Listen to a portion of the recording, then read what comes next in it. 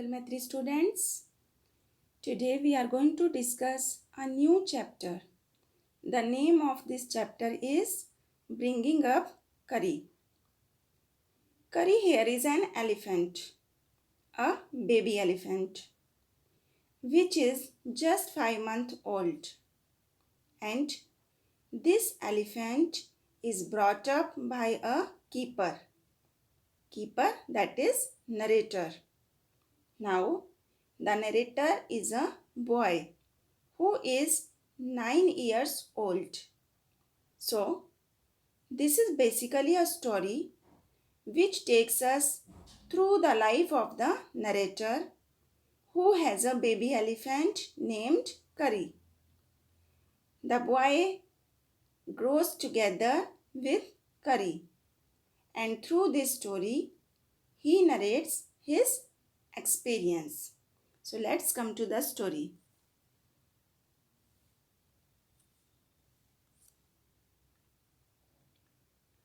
Curry the elephant was just 5 months old when the author got him. Students, Curry नाम का baby elephant केवल 5 month का था जब वो ऑथर को मिला था. ऑथर मीन्स लेखक, narrator. The pavilion is curries home. करी का घर पवेलियन था. पवेलियन यू में कॉल पवेलियन तंबू, खेमा, जहाँ पर एलिफेंट्स रहते हैं. And he keeps bumping into poles of thick tree stumps. वो क्या करता था जब वो अपने पवेलियन में रहता था तो वो बम्पिंग करता रहता था. बम्पिंग मीन्स टकराना, धम धम की आवाज़ करना. पोल से जो ट्री के स्टम्प्स होते हैं, थिक स्टम्प्स होते हैं, और जो उनके पोल से जो उसका तंबू बंधा होता था उससे वो तेज तेज धम धम की आवाज़ करता था, शैतानी करता था. One thing Curry enjoys a lot is his morning baths in the river. एक चीज़ जो कैरी को बहुत ज़्यादा पसंद थी, बहुत इंजॉय करता था, वो था रिवर में मॉर्निंग बाथ करना. डेली वो रिवर में सुबह के टाइम नहाने जाता था, स्नान करने जाता था. वो करी को बहुत पसंद था. Lying down in the water for a long time and squealing with pleasure. पानी में बहुत बहुत टाइम तक पड़े रहना और खुशी से चीखे मारना. करी इंजॉयज दिस एक्टिविटी अलॉट. करी इस एक्टिविटी को बहुत ज़्यादा इंजॉय करता था.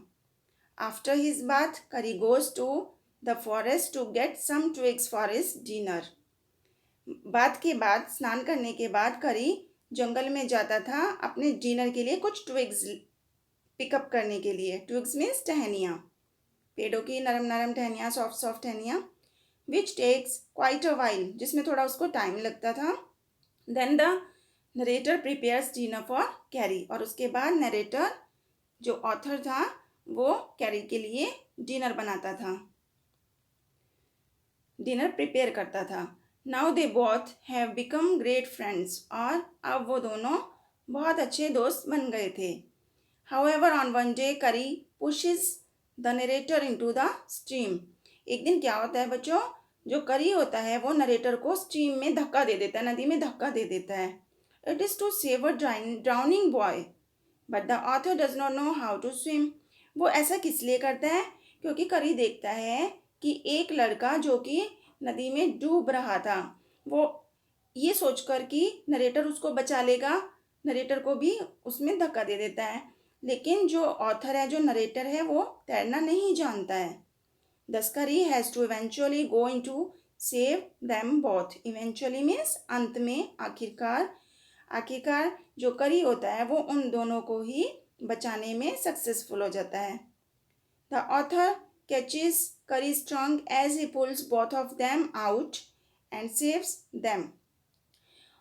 जो ऑथर होता है वो करी की ट्रंक पकड़ लेता है, करी की सूंड पकड़ लेता है, जिससे कि वो उसको खींचकर दोनों को बाहर निकाल सके और उनको सेव कर सके. और इस तरह से जो ऑथर होता है वो करी की सूंड पकड़कर और उस लड़के को भी साथ लेकर उसकी सूंड के सहारे बाहर आ जाता है और दोनों की लाइफ बच जाती है. As Curry is so young he is still a baby. क्योंकि करी बहुत छोटा है, वो अभी बच्चा है. He is also very notorious. Notorious means बदनाम होना, क्योंकि वो बहुत शैतान है तो वो बहुत बदनाम भी है. So he gets checked whenever he is being mischievous. Mischievous means शरारत. जब भी वो शरारती होता है, शरारत करता है, तो वो पकड़ा जाता है, उसको चेक कर लिया जाता है. Over time Curry develops a taste for bananas, so he begins stealing them. अचानक से क्या होता है बच्चों, करी का बनानास के लिए टेस्ट डेवलप हो जाता है. वो अचानक बनानास पसंद करने लगता है और इसलिए वो बनानास को स्टील करना स्टार्ट कर देता है, बनाना को चुराना स्टार्ट कर देता है. He puts his tongue through the window into the dining room and pools out the bananas from the plate. क्या करता है वो बनाना चुराने के लिए, विंडो के दूसरी साइड में बनानास रखे होते हैं प्लेट में, तो वो अपनी लंबी सी सूंड विंडो के बीच में डाल देता है. डाइनिंग टेबल विंडो के पास ही रखा हुआ है और वहाँ से बनानास को खींच लेता है प्लेट से. वेरी क्लेवरली, बहुत चतुराई से, he takes them to his pavilion to eat in peace without getting caught. और बड़ी चालाकी से उसके बाद वो क्या करता है, अपनी पवेलियन में जाकर बड़ी शांति से वहाँ पर बैठकर बनानास खाता है, जिससे कि वो विदाउट गेटिंग कॉट पकड़ा ना जाए. However the narrator catches him stealing one day. लेकिन फिर भी नरेटर एक दिन उसको चोरी करते हुए पकड़ लेता है. And gives him a good scolding. Scolding means डांटना, और उसे अच्छी डांट लगाता है. Curry learns his lesson and does not steal again. Curry को सबक मिलता है क्योंकि वो उसे पनिशमेंट देता है और इससे उसको ये लेसन मिलता है कि वो दोबारा से कभी चोरी नहीं करेगा.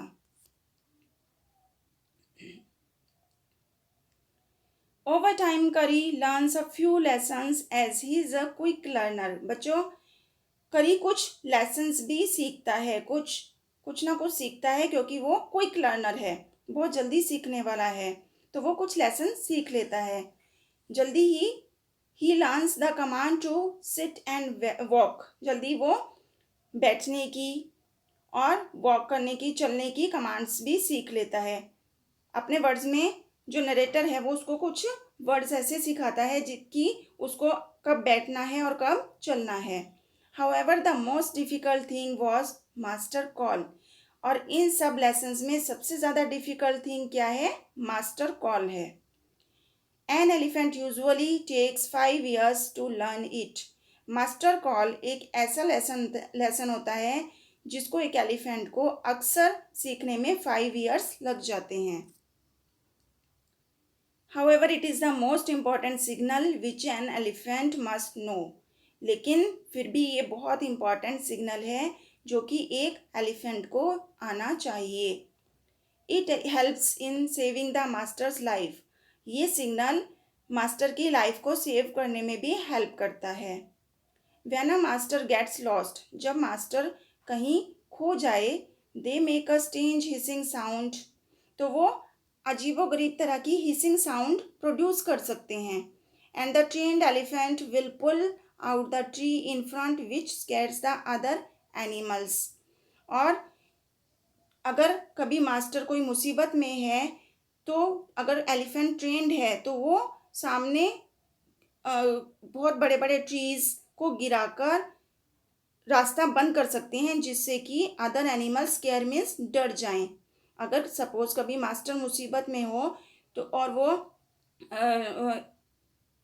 एलिफेंट को पता चल जाए या फिर कभी एलिफेंट मुसीबत में हो तो वो हिसिंग साउंड पैदा कर सकता है.